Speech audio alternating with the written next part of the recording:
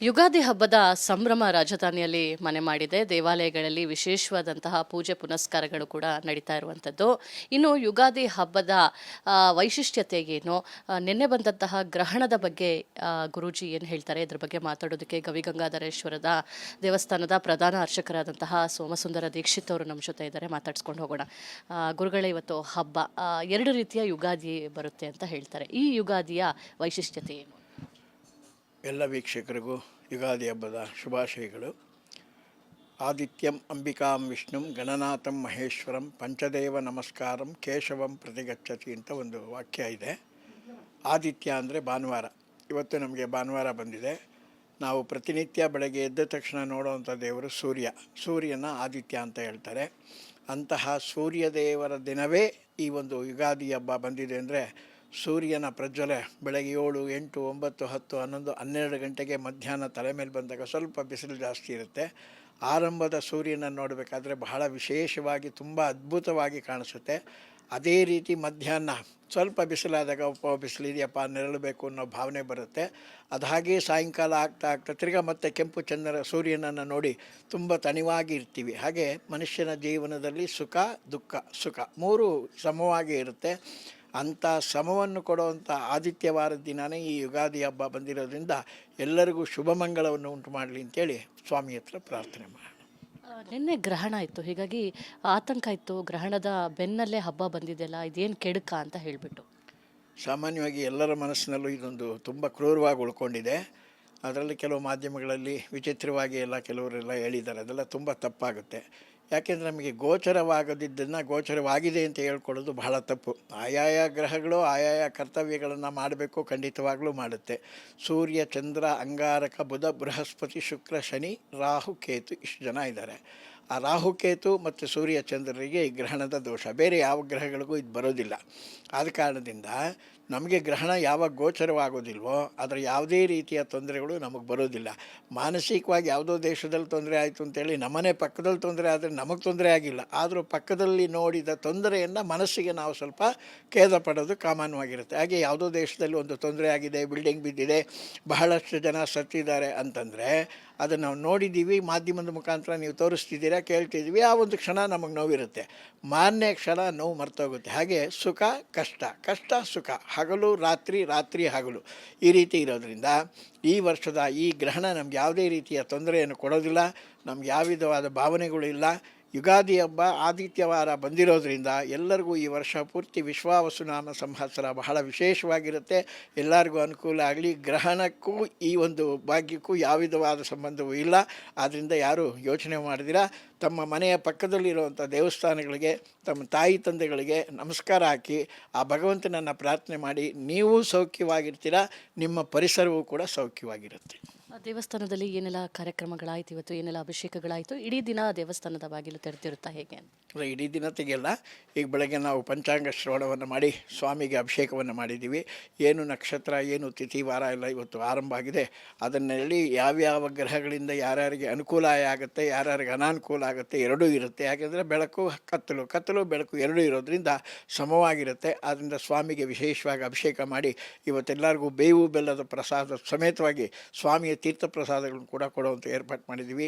ಎಲ್ಲ ತಾವು ಎಲ್ಲೆಲ್ಲಿದ್ದೀರಾ 1 ಗಂಟೆಗಳ ಕಾಲ ಬಿಡುವು ಮಾಡಿಕೊಂಡು ಪಕ್ಕದಲ್ಲಿರುವಂಥ ದೇವಸ್ಥಾನಗಳಿಗೆ ಹೋಗಿ ಆ ಪರಮೇಶ್ವರನ ಪ್ರಾರ್ಥನೆ ಮಾಡಿ ಇಡೀ ವರ್ಷ ಸ್ವಾಮಿಯ ದರ್ಶನ ನಿಮಗೆ ಸಿಕ್ಕಲಿ, ಅವನ ಅನುಗ್ರಹ ಕೂಡ ಪೂರ್ತಿ ಸಿಕ್ಕಲಿ ಅಂತೇಳಿ ಆ ಪರಮೇಶ್ವರನ ಹತ್ರ ಪ್ರಾರ್ಥನೆ ಮಾಡ್ಕೊಂಡು. ಇವಿಷ್ಟು ಸೋಮಸುಂದರ ದೀಕ್ಷಿತ್ ಅವರ ಮಾತು. ಅಂದರೆ ಪ್ರಮುಖವಾಗಿ ಈ ಹಬ್ಬದ ದಿನ ದೇವಾಲಯದಲ್ಲಿ ವಿವಿಧ ರೀತಿಯ ಅಭಿಷೇಕಗಳು ನಡೆದಿದೆ. ಹಾಗೆ ಇವತ್ತು ಬರುವಂತಹ ಭಕ್ತರಿಗೆ ಬೇವು ಬೆಲ್ಲದ ಪ್ರಸಾದವನ್ನು ಕೂಡ ಕೊಡ್ತಾ ಇದ್ದೀವಿ ಅನ್ನೋ ಒಂದು ಮಾಹಿತಿಯನ್ನು ಹಂಚಿಕೊಂಡಿರುವಂಥದ್ದು. ಕ್ಯಾಮ್ರಾ ಪರ್ಸನ್ ಲೋಹಿತ್ ಜೊತೆ ದೀಪ್ತಿ ತೋಳ್ಪಡಿ, ರಿಪಬ್ಲಿಕ್ ಕನ್ನಡ, ಬೆಂಗಳೂರು. ಯುಗಾದಿ ಹಬ್ಬದ ಸಂಭ್ರಮ ರಾಜಧಾನಿಯಲ್ಲಿ ಮನೆ ಮಾಡಿದೆ. ದೇವಾಲಯಗಳಲ್ಲಿ ವಿಶೇಷವಾದಂತಹ ಪೂಜೆ ಪುನಸ್ಕಾರಗಳು ಕೂಡ ನಡೀತಾ ಇರುವಂಥದ್ದು.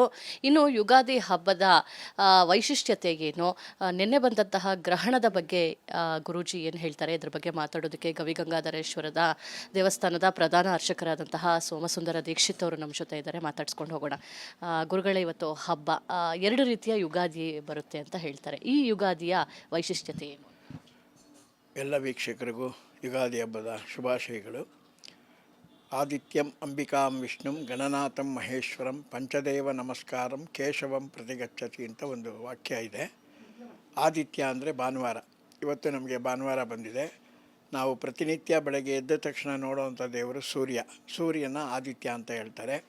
ಅಂತಹ ಸೂರ್ಯದೇವರ ದಿನವೇ ಈ ಒಂದು ಯುಗಾದಿ ಹಬ್ಬ ಬಂದಿದೆ ಅಂದರೆ ಸೂರ್ಯನ ಪ್ರಜ್ವಲೆ ಬೆಳಗ್ಗೆ 7, 8, 9, 10, 11, 12 ಗಂಟೆಗೆ ಮಧ್ಯಾಹ್ನ ತಲೆ ಮೇಲೆ ಬಂದಾಗ ಸ್ವಲ್ಪ ಬಿಸಿಲು ಜಾಸ್ತಿ ಇರುತ್ತೆ. ಆರಂಭದ ಸೂರ್ಯನನ್ನು ನೋಡಬೇಕಾದ್ರೆ ಬಹಳ ವಿಶೇಷವಾಗಿ ತುಂಬ ಅದ್ಭುತವಾಗಿ ಕಾಣಿಸುತ್ತೆ.